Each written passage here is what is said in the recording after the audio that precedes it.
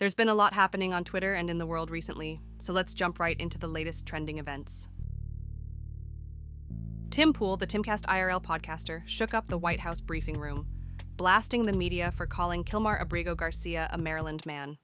Pool argued Garcia, deported March 15, 2025, was an illegal immigrant, despite a 2019 judge's order blocking his removal to El Salvador over persecution fears. He called the media's label a hoax, tying it to broader narrative failures. Press Secretary Caroline Leavitt agreed, saying the media misreported Garcia's status. Twitter's divided. Some praise Pool for exposing bias. Others call his briefing role a stunt. Is Pool right to challenge the media's framing, or is he cherry-picking facts?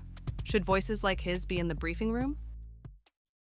On April 22, 2025, 21 Capital started with $3 billion to buy Bitcoin, backed by Tether, Bitfinex, SoftBank, and the U.S. Commerce Secretary's son. Trump's also involved pushing crypto ETFs. The news has Twitter split. Some think it's a big step for Bitcoin's acceptance by major investors, while others question the political ties and what it means for market stability. 21 Capital aims to support Bitcoin with new financial tools, but not everyone's convinced. Does this make Bitcoin more legitimate, or are the connections a problem? Should Trump be shaping crypto's future? The IMF cut its 2025 global growth forecast to 2.8% on April 22nd, blaming Trump's April 2nd tariffs for disrupting trade and raising U.S. inflation to 3%, down from 8% in 2022. Twitter's split. Some worry about a looming recession, with a 40% chance in the U.S., while others, like Treasury Secretary Bessent, say the IMF and World Bank should stick to economic basics, not climate goals. Should the IMF prioritize trade stability to counter tariffs, or is addressing broader issues like climate vital for global growth? What do you think the focus should be? On April 22, 2025, the UK greenlit £50 million for geoengineering tests to dim sunlight, aiming to cool the planet. Methods include spraying particles to brighten clouds or reflect sunlight. Social media is split in a heavy way. Some call it a bold move to fight climate change, citing 2024's record heat.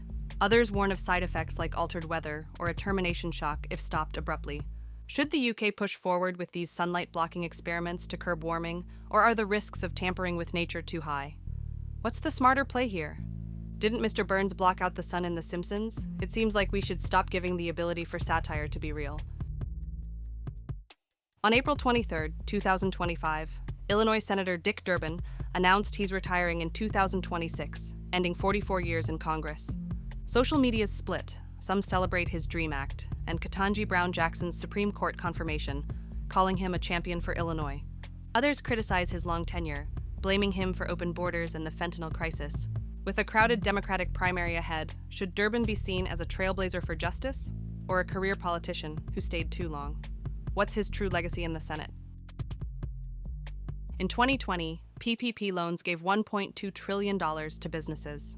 97% were forgiven, but fraud cases, like $45,000 by a Chicago postal worker and $14.5 million in Detroit, cost billions.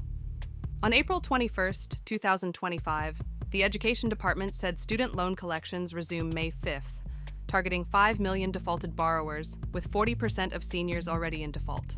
Wage garnishment starts this summer. Social media notes PPP fraudsters avoided repayment and consequences, while student loan borrowers face strict enforcement. Is it just to forgive most PPP loans but collect student debt? Should both be pursued equally? On April 23, 2025, Trump posted on Truth Social, slamming Zelensky for rejecting Russia's control of Crimea, lost in 2014 under Obama, and pitching a peace deal to end the Ukraine war. His plan would recognize Russian-held Crimea and freeze front lines. Social media is split. Some back Trump's ceasefire push, saying it saves lives, with talks set for London. Others say it rewards Putin's 2014 annexation, citing Zelensky's vow to reclaim all territories. Should Trump's deal prioritize peace by conceding Crimea, or is Ukraine's sovereignty non-negotiable? What's the right move? On April 23, 2025, Extinction Rebellion activists entered Trump Tower in NYC and spray-painted USA in chalk paint on the presidential placard. One knelt in protest before Secret Service arrested them, briefly shutting down the building. Social media's divided. Some praise the act as a call-out of Trump's climate policies, with 2024's record heat in mind.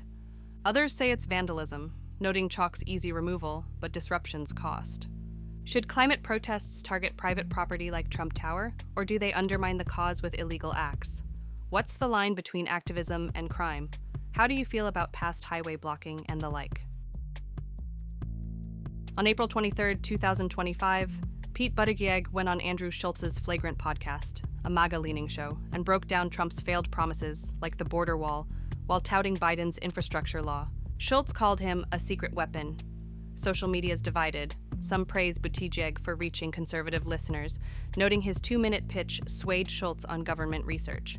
Should Dems keep engaging audiences like Flagrants to try and win votes, or does it possibly risk too much? Joe Rogan's podcast has been noted as a defining moment in Trump's campaign, so this strategy has definitely worked for others. Let us know your thoughts in the comments. Don't forget to like and subscribe for more trending events.